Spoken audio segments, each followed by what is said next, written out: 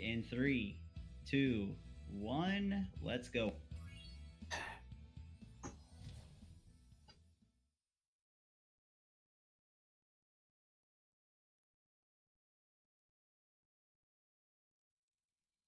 The audio issues is something I'm going to have to work on as I continue then to try to make you a little bit more audible, Diesel.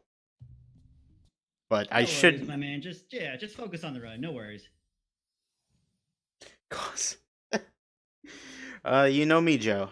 You know me.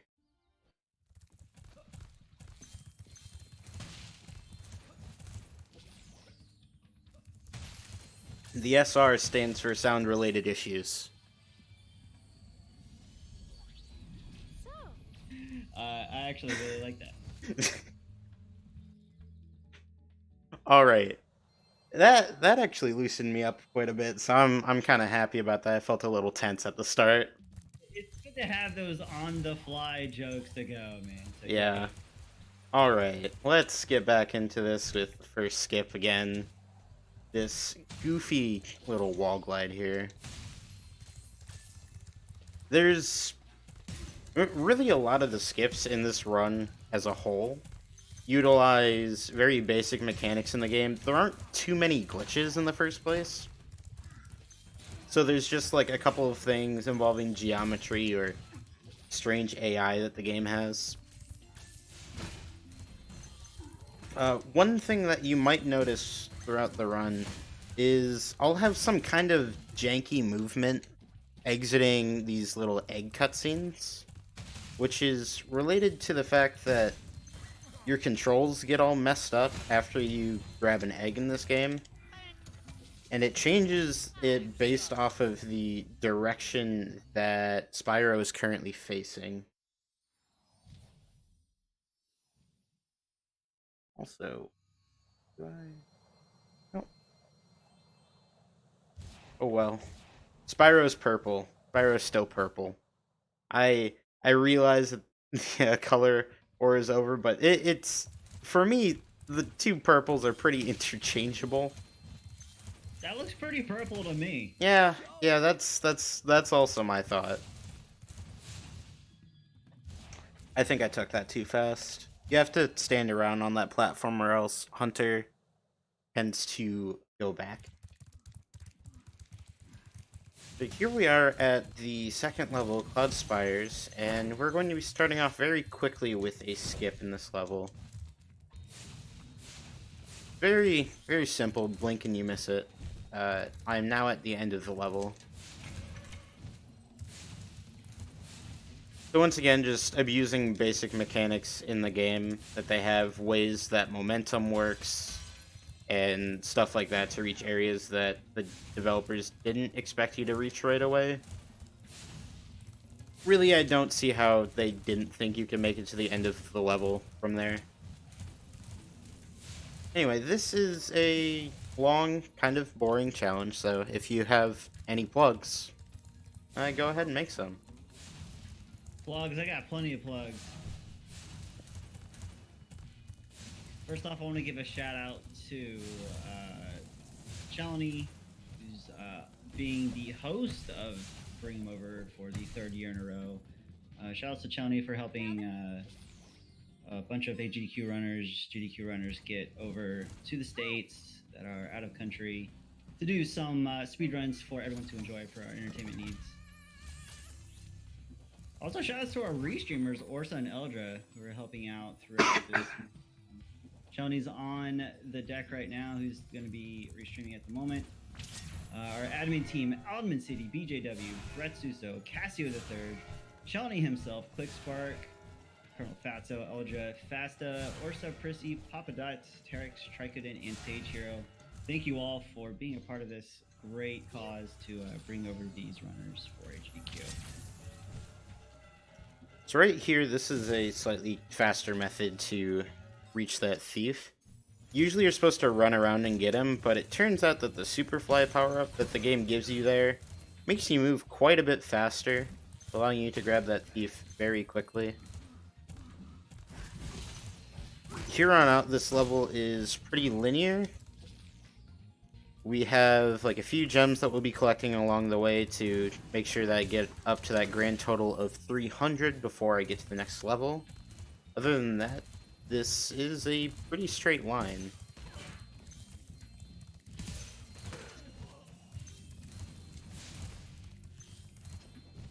Any other donations or anything else? Absolutely. Coming up after this Spyro run, we have the very first bonus game that was met. Untitled Goose Game. Thank you all for the donations. That was a $200 goal that was met very quickly to get Untitled Goose Game into the marathon. So thank you all very much for that. And then coming up after Goose Game, we're going to have Lawnmower by Jimmy Poopins. He's actually going to be doing a race after his lawnmower run with Becco. Becco's going to be making a comeback here at a Ninja Gaiden 2 run. So we got some really good runs coming up here after Spyro Lawnmower with Jimmy Poopins, Becco versus Jimmy Poopins in Ninja Gaiden 2 race. So yeah, get your donations in. We have a couple more incentives to go for as well. Thank you very much for the donations, guys. I can't wait to clip through a bunch of walls for you guys for a good 5 minutes. Absolutely. So now that the Untitled Goose Game incentive has been met, if you want to see another run added to the marathon, the Warpless Blasto run, if you'd like to see a extra any percent run of Blasto, that is a mere $50 goal incentive. That will be ending in about 3 hours and 20 minutes. And then after that, as far as our incentives go, for extra runs in the marathon streamers, there will be an extra run of streamers if a $30 goal is met for Super Joe mode. That ends in about 12 hours, so definitely get your donations in for that. Let me put the link in chat for you. So, for those of you that don't know much about Spyro 3, one of the main attractions to the third game are these side characters, who have very different control styles compared to Spyro. This one in particular is Sheila the Kangaroo. A lot of the movement for this character can be deemed as kind of drifty, a little bit slow. I'm not really selling it, but there are like a couple of neat movement techs that have been found over time. One as recently as the PC version just coming out. We found that if you kick at the same time of jumping or high jumping, you maintain walking speed instead of getting really slow. Yes, we do look at chat. Thank you for the good luck, Phoenix.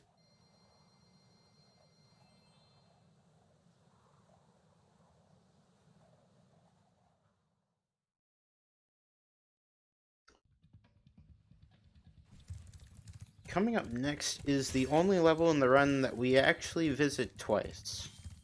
That being that on the first visit, we don't have a side character that we need to get a very quick egg. And since the egg is... It is a very, very quick egg. It is a good one to grab eventually. Especially with the fact that you can warp to any level at any time in this game. Versus the original where you can only warp after you've finished all of the Sparks-oriented levels in this game. To do that requires you to beat the game already.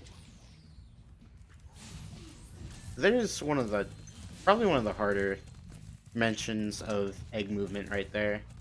There's an enemy there that if you screw up your flame timing or miss the angle, you'll either fall into the lava or get whipped pretty often. And coming up here is the first instance of a thief side area. Well, oriented by thieves. Got 2 eggs that we're going to be grabbing in here real quick. So I need to try to optimize this movement as much as I can. Try to get this guy as early as possible.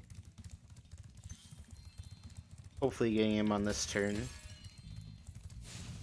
And my flame didn't come out. Alright, that's not too bad. The second one's really the more important one. A little bit more interesting and kind of difficult to get. We go for a little jump here. Nice.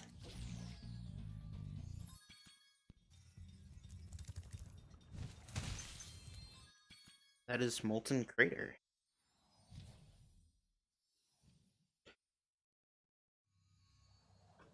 Oh, that's not even one that you would want to know casually anyway, Phoenix. The thing that you would like to know casually is that you can actually screw up the Red Thief's AI and make him run into a wall, making it very easy to grab it.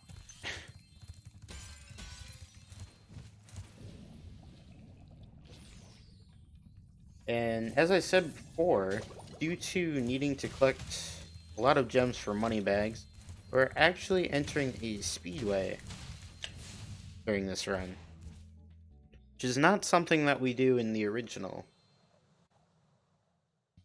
We can get an easy, quick 400 gems and 2 eggs here. That being said,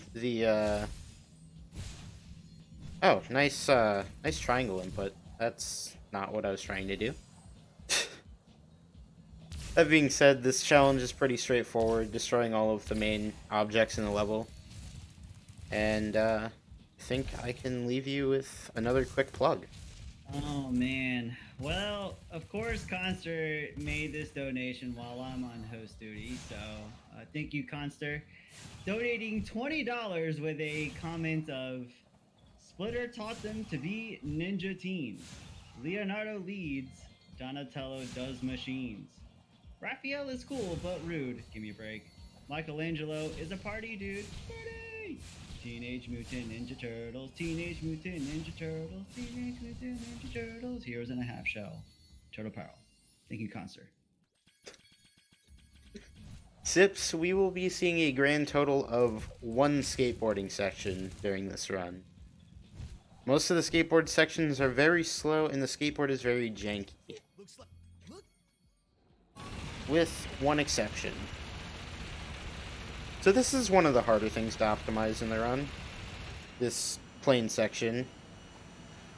Takes a lot of work figuring out where shots are going, where UFOs are going. Luckily, I played that perfectly, so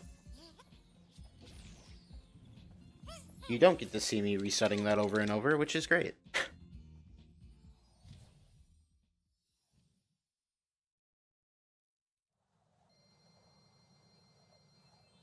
The next level coming up here is the signature underwater level. Well, quote unquote. This is a half underwater level. Spyro doesn't have the balls to actually make a fully underwater level, thank goodness. That doesn't deny the fact that the movement underwater is very not great, frankly. You drift like crazy. Not that you get to see it since I'm traveling in straight lines. But trust me, it is pretty bad.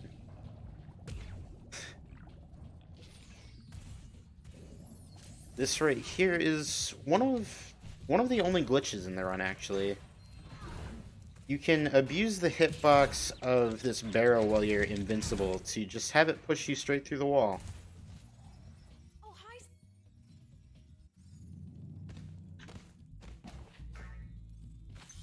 That saves... it cuts a corner. You miss some gems, but at the same time...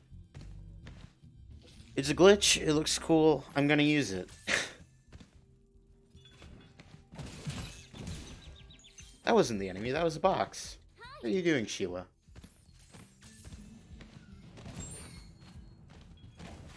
The main goal of this section is to destroy all of these cannons. Luckily, the way that they made the hitbox on all of these cannons so that you can just hit the head of the cannon and everything explodes. And aside from that, this is just a great location for gems.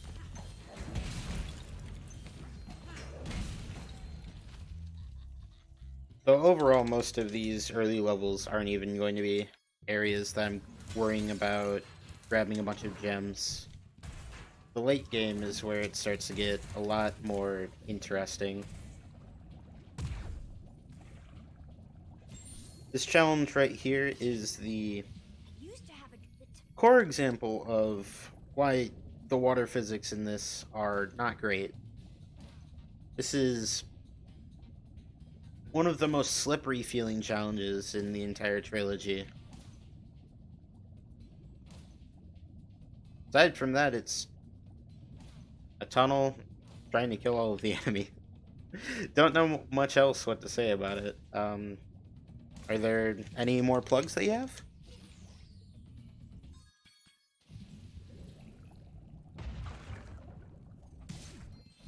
My plan Oh.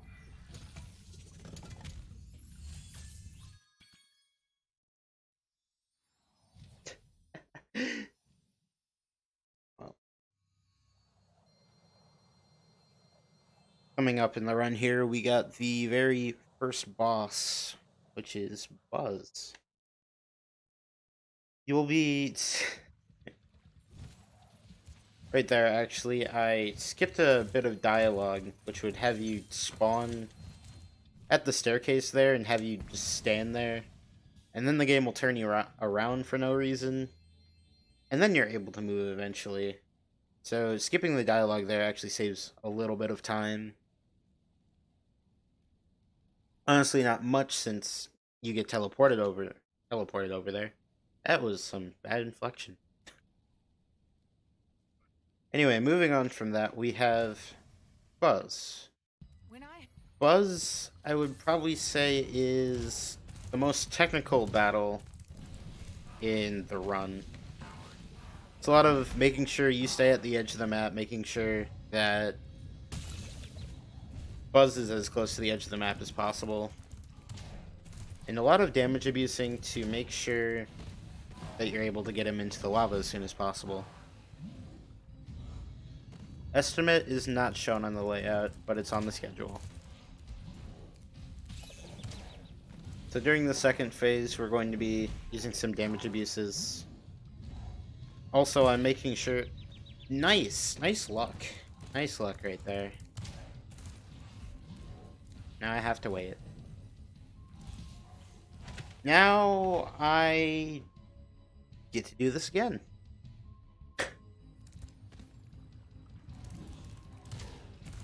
Buzz is a boss that can easily go sour, and sometimes it's not even your fault. Every once in a while, Sheila just gets in the way of Buzz, allowing Buzz to do some quick pivots to send him right back in your direction. And if you're not really looking out for it, and usually you're not going to be looking out for it. It's not something that happens commonly. It can really affect how the fight's going to go. Aside from that, bosses hitting big green guy into lava over and over. Very, very 90s. This being said, are there any donations or anything that have happened since, or is Diesel still there?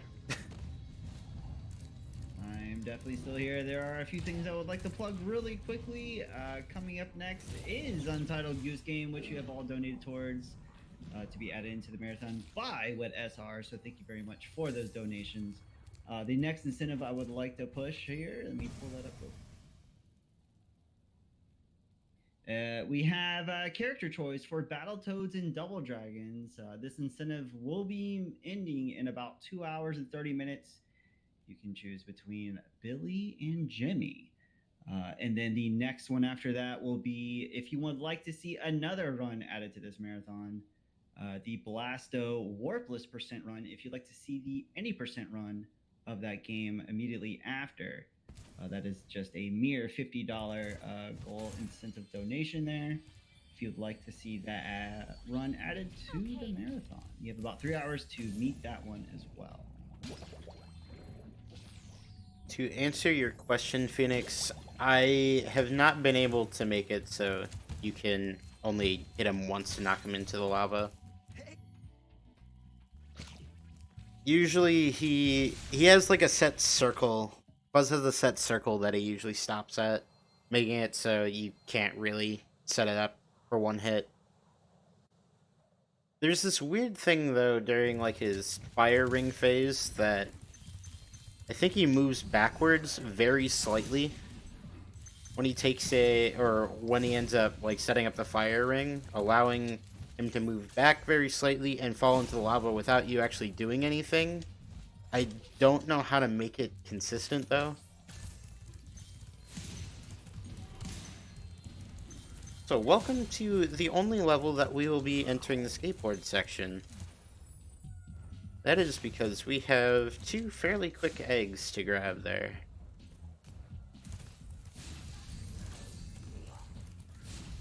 I would say rip headphone users here, but this,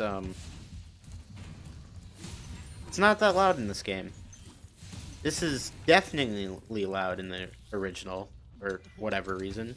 You'll get to experience that, I believe, tomorrow, during Nerf Rip's 100 egg run. Absolutely, and there's also a donation incentive towards that run as well, where you can change the color of Spyro. Make sure to get those donations in. Green is leading the pack at $69. I'm supposed to jump off of this. So, a couple of things that they have added to... Wait, did I...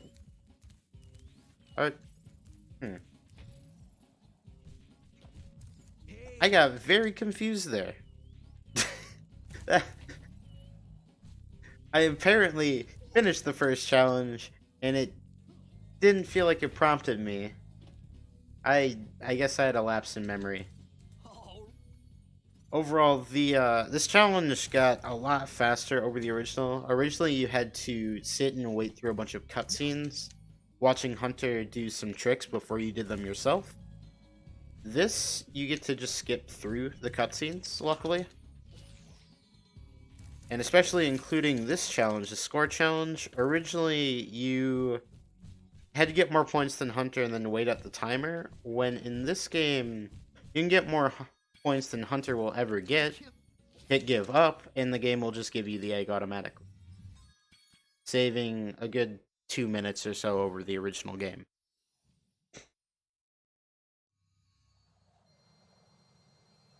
I like to say that's very similar to how the competition levels in Tony Hawk Pro Skater are. You just get the score that you know you need and just end the run. It's very nice and convenient, especially compared to... See, one of the main categories I like to run in the original game is this miscellaneous category called 149 Egg, which is collecting all of the other more obscure eggs in the run, as well as the 100 that you need to regularly beat the game, making it so you sit and wait for a good 40 plus, or like a good minute 40, just waiting for the time to tick down.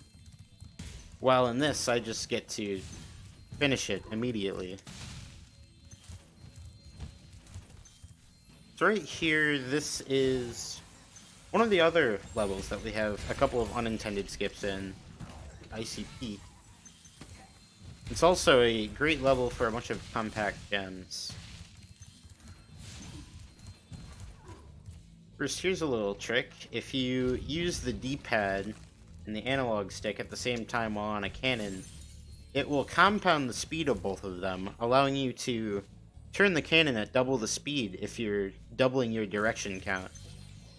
Meaning the fastest way to move the cannon is to have as many keyboards attached to your computer as possible, holding right or left all at the same time.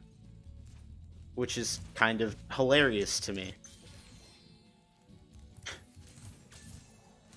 Now, this being said, I don't have that many... I don't have that many arms or legs, so I'm just sticking to my controller.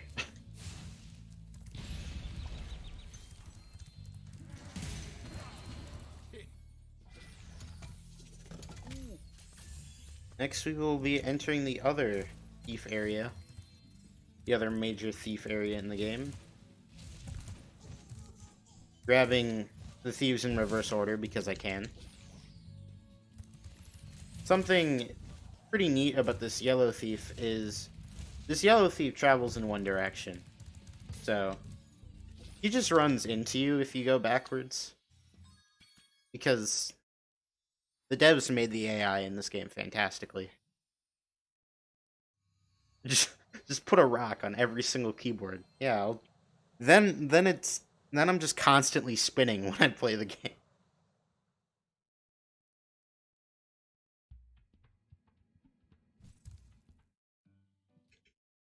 Coming up now, we have second side character level, Sergeant Bird.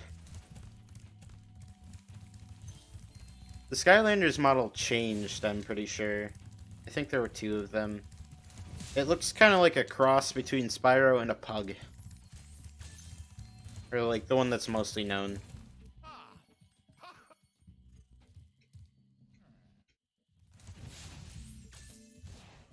So depending on the person that you talk to, it either looks disgusting or adorable. I don't have that many hands, you are right. And I did say that.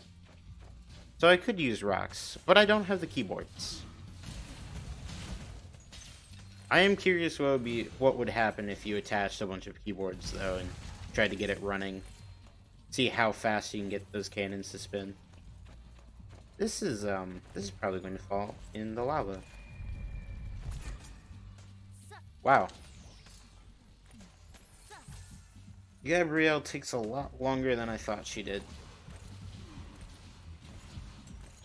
So, second character here, Sergeant Bird. The main movement around him is a bunch of, once again, kind of janky flying. A lot of this game is janky, to be honest. The one thing that isn't janky though is the overpowered fire, or like overpowered like weapon power up. For some reason, the power up in this game homes like crazy. So you don't need to be looking at whatever you're firing at. It's probably going to hit the target.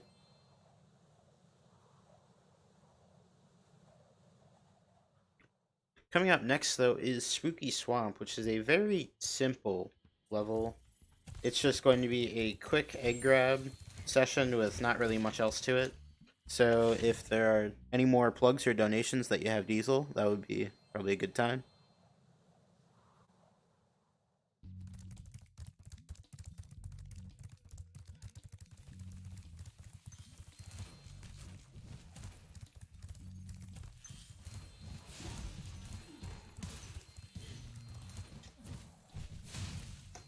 Good. That jump there is actually deceivingly difficult. The geometry of the ledge is a little strange, causing you to slide off a lot of the time. Alright, Phoenix. Good luck with the setup. Hopefully everything's all good for tomorrow.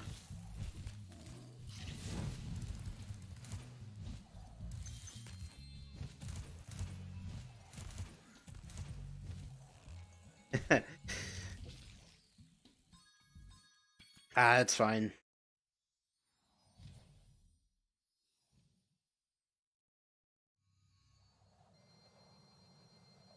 Here, right before Bamboo Terrace, we have a kind of interesting thing that the devs decided to do over what the original game did.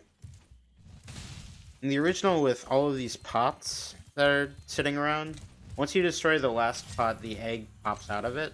But instead, the egg for these pots ends up spawning in the same area every time and teleports you to it. They're going to abuse that to bring us back over by Bamboo Terrace.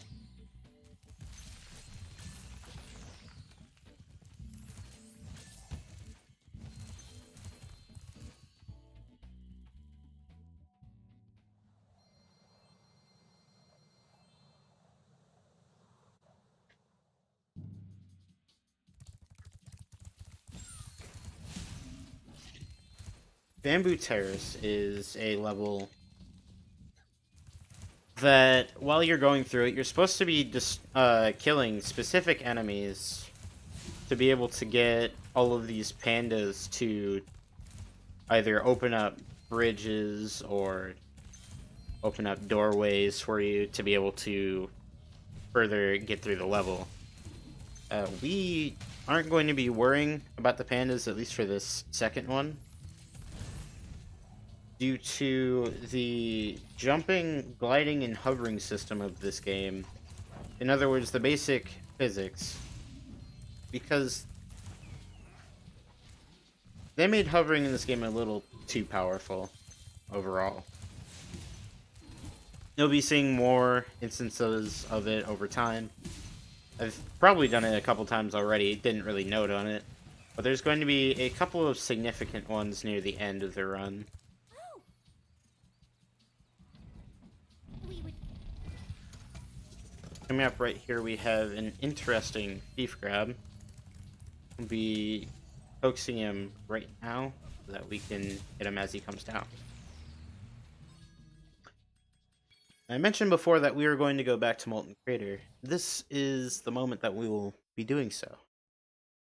Since now we have Sergeant Bird, which is the side character we need, we're able to quickly come back into this level, grab a couple gems, and grab an egg and get out.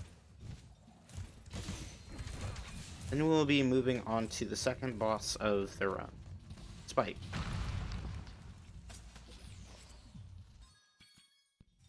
Who has probably the hardest property when it comes to any fight in particular, which are his rocks. The rocks in this game are a spherical object. Spherical objects in this game they work a little too well. So if you're aiming slightly off on a spherical object, it's going to drift to a direction that you don't want it to go. Also, goodbye, Spyro. So if you see me end up knocking a rock in the wrong direction, at least once, that's my excuse. This game is good and is a new gen. The other thing are the rocks might spawn nearby Spike, which luckily I didn't get any of that. If that happened, I was pretty much guaranteed to have to wait an extra cycle because he would get to the rock before I would. Luckily that wasn't a problem though.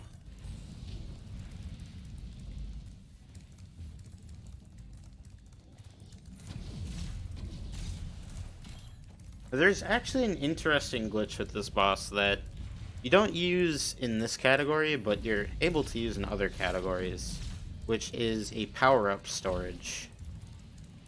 You can actually take out the purple power-up that you saw me grab. You can take it out of this fight and bring it into the homeworlds. And it allows you to shoot that kind of shot as many times as you like, until you hit a specific type of trigger. And that type of trigger varies between dying, entering a side area, warping to another level.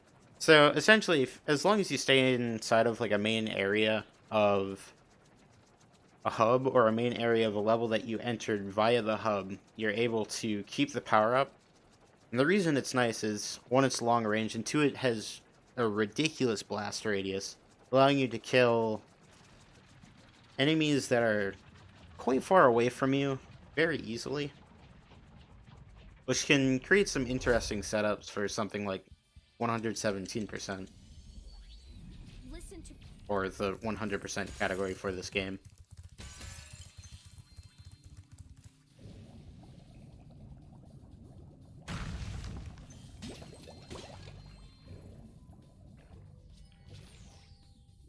I'm very surprised that that egg worked. I got past that range and I was very much expecting to have to double back for that. So that was very convenient. That worked properly. Really quickly, I just want to make a couple plugs here. We do have the Super Mario Odyssey incentive that was met for the extra harder Bowser fight after the run.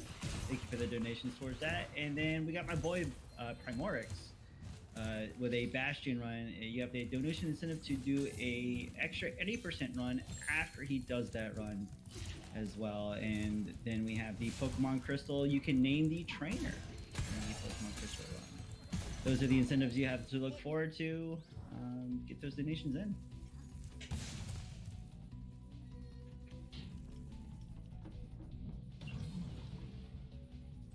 Coming up here is one of the only damage abuses done in the entire run. We're going to be doing one off of one of these guys that throw bombs that you've been seeing throughout the level. I set up right here.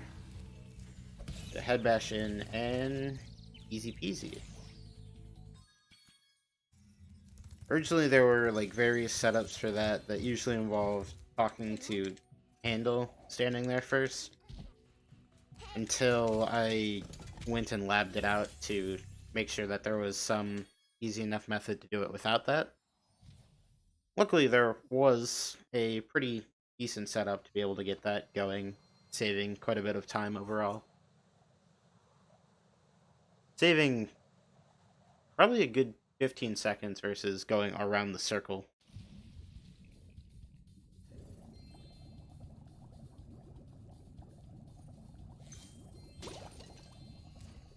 Looking like my gem count's pretty good. Should be good to go for Bentley.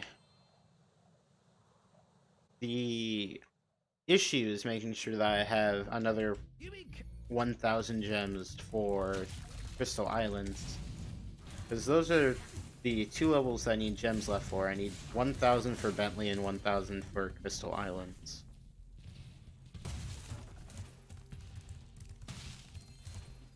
Luckily, the end of this game is filled to the brim with gems, making it not as bad.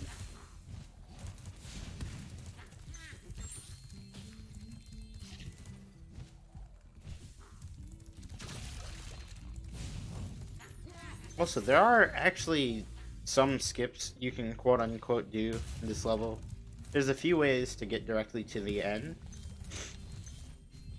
But sadly, Crazy Ed here can only get through the level if you break through the walls.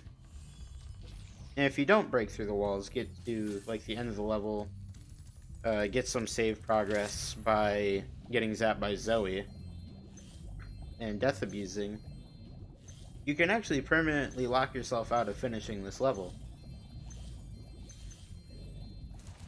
Because the end level wall will be broken, and Ed will, for some reason, think that the wall is not broken. You can't really break a wall that's already broken. Surprisingly, I know.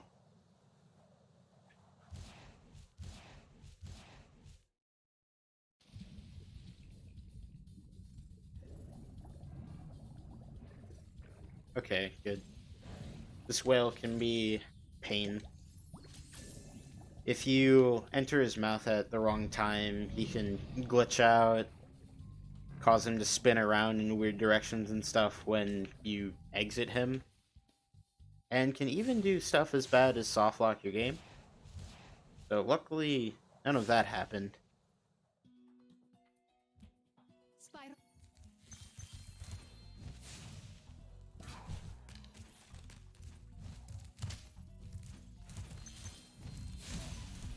This right here is probably the level that we are currently the closest to breaking wide open. Recently there's been a skip that was found allowing you to skip straight to the end of the level, but it has some downsides to it, such as requiring you to either death abuse or enter a side area to fully set it up, as well as wasting a few extra seconds in the spike fight to get that power-up storage that I mentioned before. So overall, it's looking like it's not worth it. But the skip in itself is pretty interesting to look at. It's just abusing some of the physics engine in this game and the way it spawns fireballs to get them to shoot straight through a wall.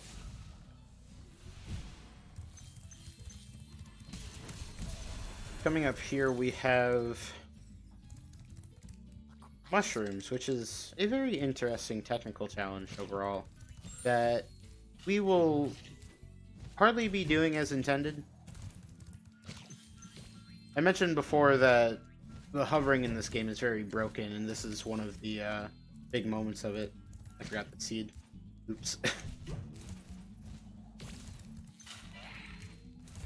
The game does not expect you to hover directly on top of a mushroom. So we'll also be doing that to do a pretty major skip on the second section. I'm getting to show off the epic swag double head bash, which I promise I didn't mean to coin this term. Oh, nice. Please tell me this fixes.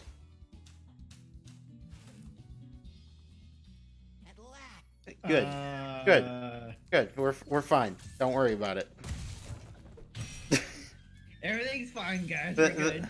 The game has a failsafe. It's all right. This game is well designed. I promise. No, I don't actually promise that. That was great. That's pretty common, to be honest. Getting Spyro stuck on something to just sit there and waste a bunch of time.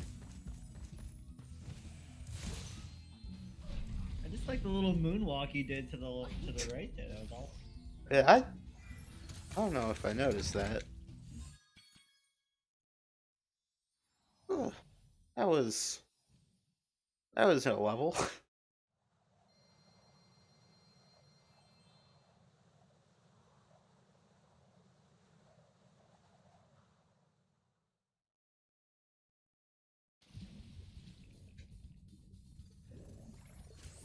At this point, we're going to be clearing up the rest of the homeworld of its eggs. We got 3 to grab in quick succession. I'm on the fence on whether I should go for this. Probably shouldn't. I don't think I will. There's some movement right there that I could try to go for, but I don't know it, frankly. It's egg movement, so the directions are all screwed up, and I've not been able to mess with it enough to actually find the right buttons to hold to be able to get over the gap. Let's see if I got this. Nice. That's one of the harder jumps in the run. It saves an okay amount of time getting that.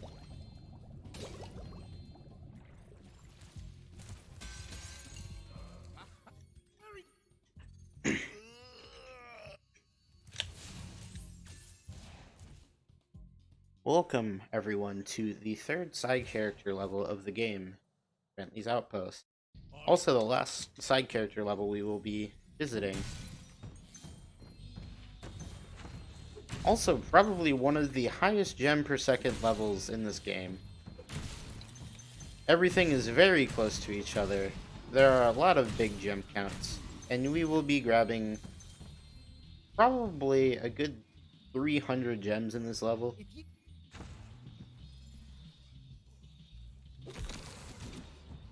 4x3 screen incoming. PC version of this game is very good. That does not happen on the console version of this game. Just the PC version. The aspect ratio does not get screwed up on any other version.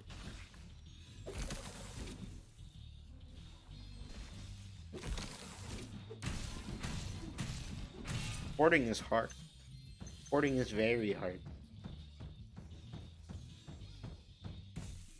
I can run off of this and continue by saying, that is why I'm running this on 30 frames per second, because porting is hard. You see, the higher your FPS is in this game, the lower you jump and hover. allowing for some of the tricks that are done in this run to not be possible on 60 frames per second.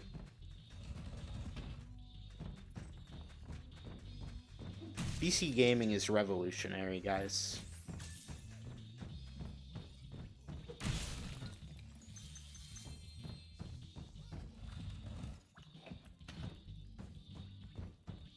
You might be asking, Wed, if you're complaining about this game so much, why do you keep playing it?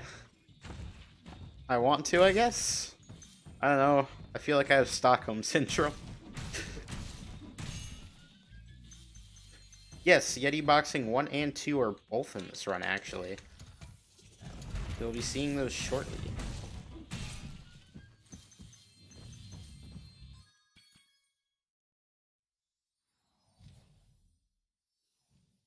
Right now, we should be pretty good on gems. Got quite a few. Need quite a few more. But getting 500 gems with 3 more levels left to go, all having pretty high gem counts, shouldn't be too bad.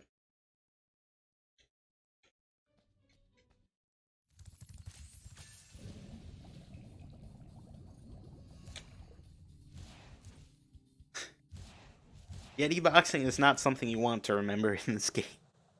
Or in, like, this series. Welcome. Yeti Boxing is either very difficult and RNG heavy, or it's, this game. I will elaborate on that when I get there. If I get there.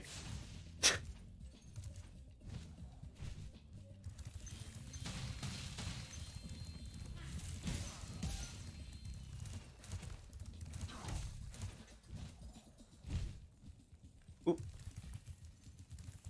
This jump is pretty precise. This is one of those jumps that I mentioned before that isn't possible in 60 frames per second.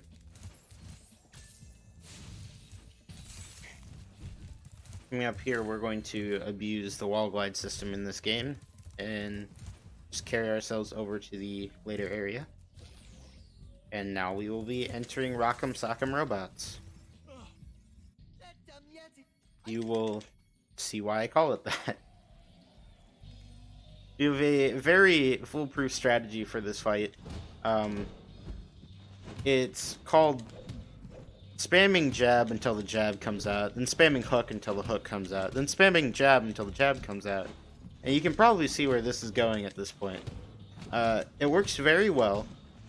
The Yeti can't get any hits on you. It's good. It's good. This game is good. This being said, I will be doing this for about 50 more seconds, so if you have anything to say, any donations, any plugs, probably a great time for that. I do have a couple of plugs. I'm gonna continue the list of plugs here. We have a bid war in Mega Man 7 between Shade Man theme and the Ghost and Goblins theme. If you want to hear the original or the alternate themes in Mega Man 7, you can donate towards that. In the Mega Man X run, we have an incentive to change that category from 80% to 100%. We are already $105 towards that goal of $250, so get those donations if you want to see that change from an 80% run to 100% run. And then finally, in the Super Mario Galaxy 2 run, there's an incentive to show an extra level shown after the run to clear the perfect run at the $50 goal. If you'd like to see that, just get those donations in. Thanks to everybody that's donated so far. This is Bring 'em Over 3, helping over Becco, Ohan, and Prissy get to AGDQ 2020 to help them run in the Mega Man 4-6 relay race. Again, thank you all to those that has donated so far, and hope you continue to enjoy the marathon.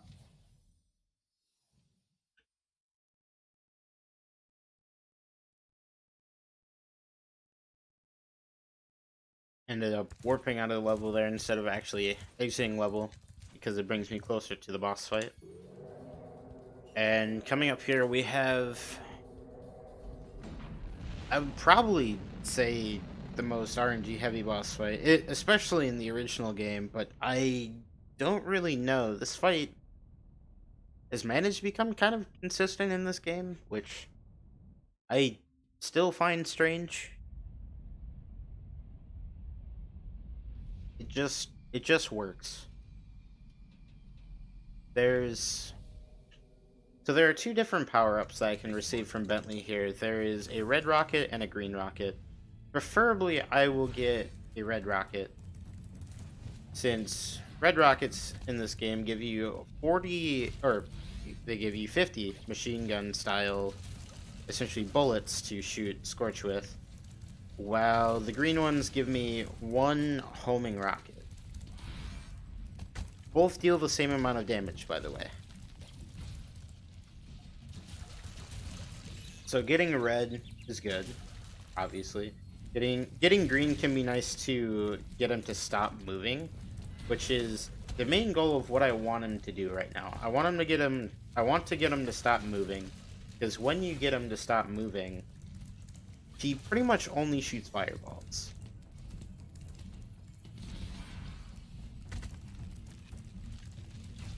It's a lot easier to set up if he'll shoot fireballs once. So far, he is not really cooperating, though. There we go.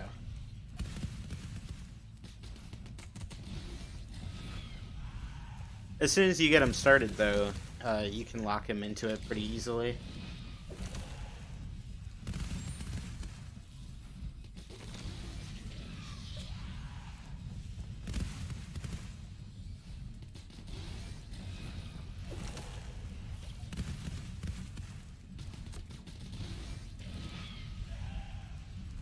Come on, give me the timing. Nope. Timing was slightly off. There's a very small window that you can get a power-up storage in this level as well. And getting the power-up storage in this level allows you to completely change the Midnight Mountain route,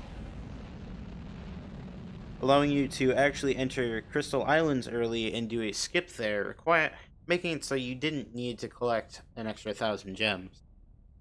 The problem with it is that it's a very small time window. You need to understand when Bentley is going to throw something very properly, and you need to hope that you get a green rocket, because it doesn't work with red rockets. So it is better to assume that you're not going to get it, and just continue with the run like normal. And if you get it, then, well, your route changes, and you save, I don't know, probably 10, probably a good, like, 15 seconds at least.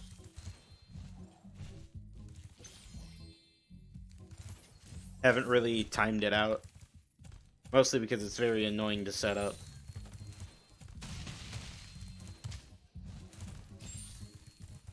Right here we have, I would probably call this the hardest skip in the run, the start of this. And I think I'll try to go for it until I get it. I should be able to get it fairly quick.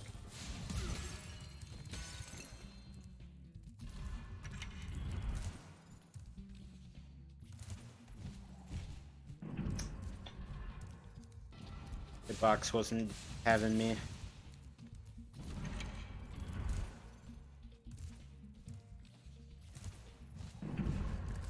Okay, I'm cool with second try. Yo, that's actually really awesome. That jump is very hard. It's from what you can probably see, it's mostly a blind jump. You need to learn the angle at which you need to turn at, you need to learn the hover timing, you need to make sure that you're standing in the right spot. The landing spot on that torch is quite small. Just overall, it's not something you should really be going for. But hey, working on it, get some consistency. Also, Wed, whenever you want to plug that Spyro marathon going on, go right ahead. I was wondering if I was allowed to. You are absolutely allowed to plug it. All right. So starting off tomorrow, uh, around the time that Phoenix Aki says so in the chat, because I don't know the specific time.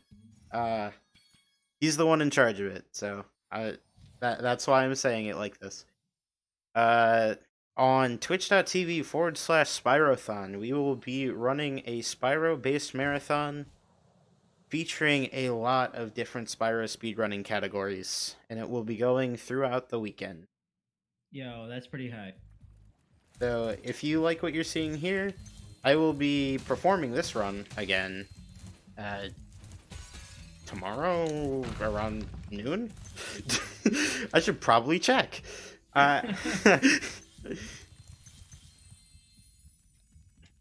So if you want to see me have more audio problems for 5 minutes, you know where to check that out.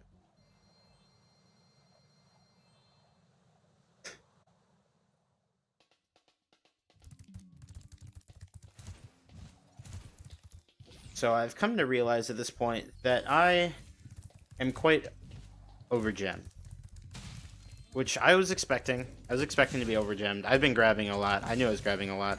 I'm on tomorrow around 1:45 p.m. EST. Okay.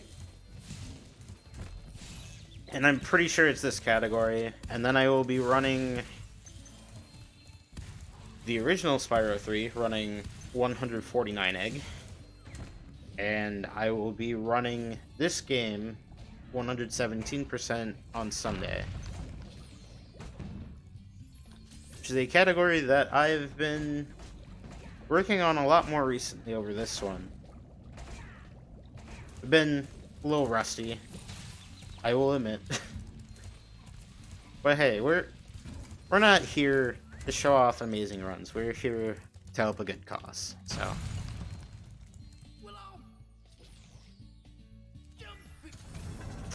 yep, we are a good 50 gems over gemmed, which is that's terrible. It's frankly not good. The casual runner in me says, what?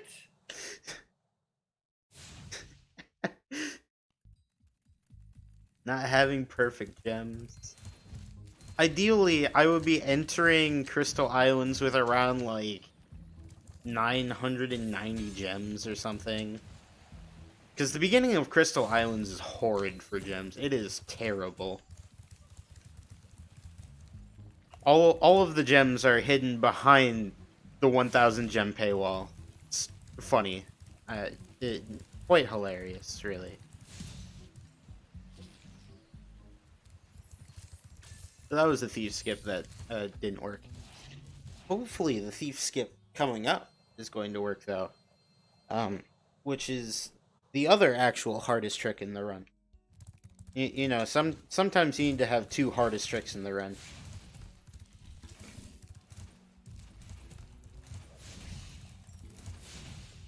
You might say that defeats the purpose, but these are my rules, I make them up.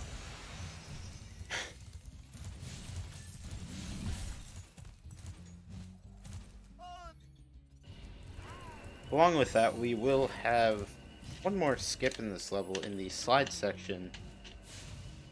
Is an oversight that they were...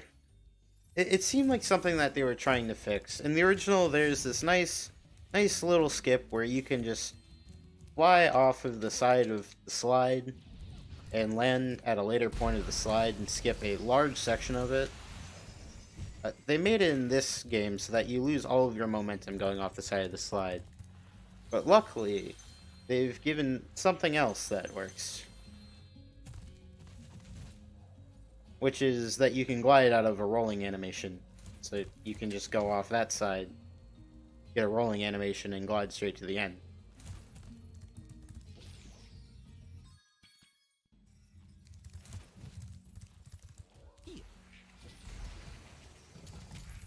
Right, so coming up here is the other quite hard trick in the run.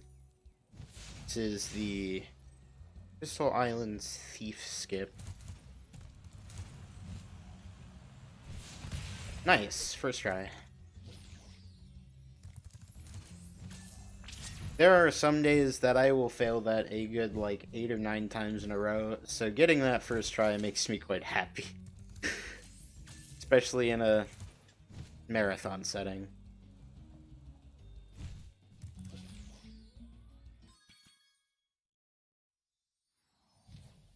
And there you have it.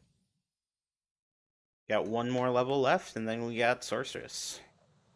Uh, anything that you would like to say, Diesel? Any plugs? Absolutely. So, continuing the list of incentives we have here, we have my boy Conster, who's going to be doing TMNT 4. There is a battle right now, a bid war between which turtle will be played. Will it be Donatello? Will it be Raphael? Will it be Michelangelo or Leonardo? Donatello has a very strong lead of $84.99. Raphael is right behind him with $20. If you have a preference in which turtle you'd like to see played, get those donations in. Well, And then, Spyro You're the Dragon, the OG version, the PS1, PSX version. There is a donation incentive to see which color you'd like to see Spyro in that version. Green is leading with $69. Very nice. If you'd like to see a different color for Spyro in the OG version of Spyro of the game you're seeing right now, get your donations in.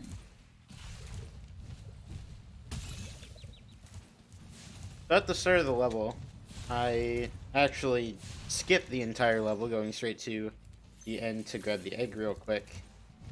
Due to, once again, the physics in this game and how high you're able to jump and hover.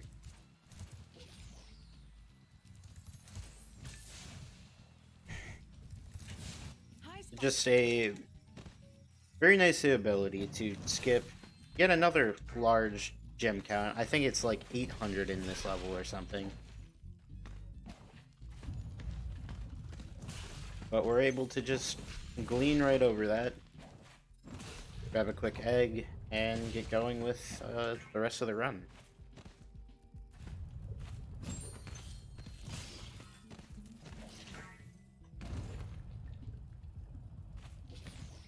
This 2D Sheila section before was actually not super interesting, but with the introduction of like the kick jumping, it actually has gotten some increased tech to it, creating some potentially interesting strats that I still need to look harder into, but some of the stuff that I already found, I found pretty interesting.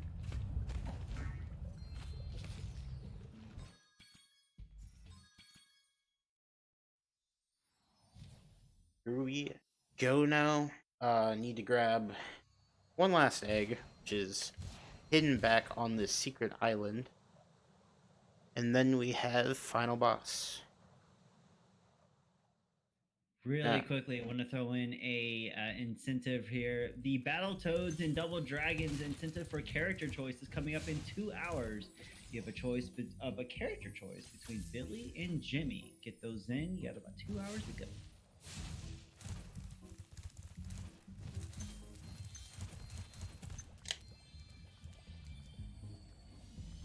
you dip.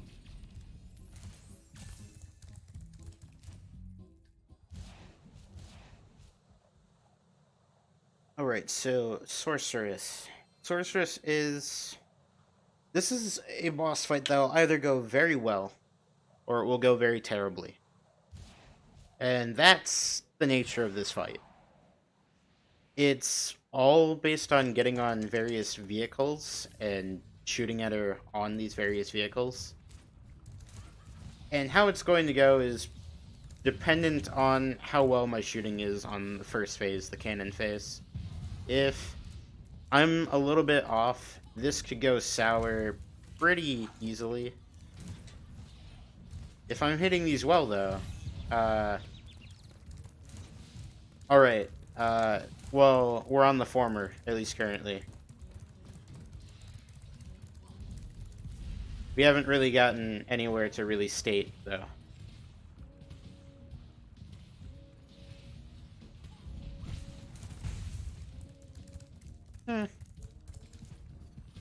Sorceress also has a ridiculously long invincibility time. something very different from the original. The original has maybe like probably closer to like a full second of invincibility time for the boss. Meanwhile, this game has like a good 4+ seconds of invincibility for her, which can be very irritating when you're actually a good shot, unlike me.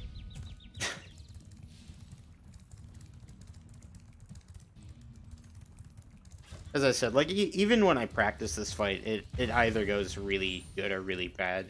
I've never been able to have an okay fight.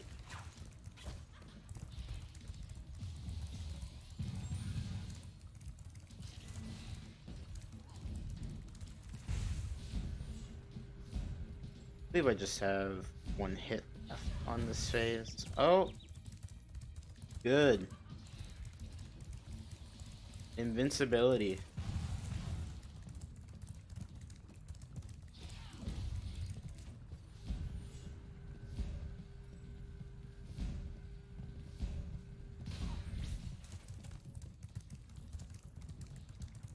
Luckily, the UFO phase is pretty consistent to go at.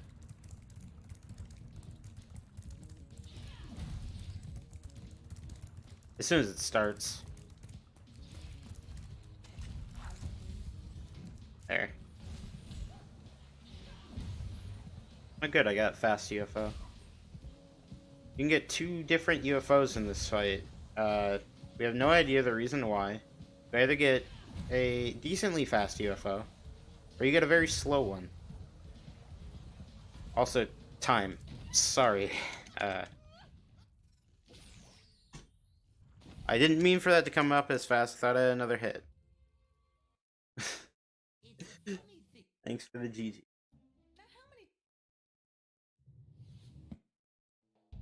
GG. Alright, so I'm skipping through all of the cutscenes there just because I want to check the in-game time.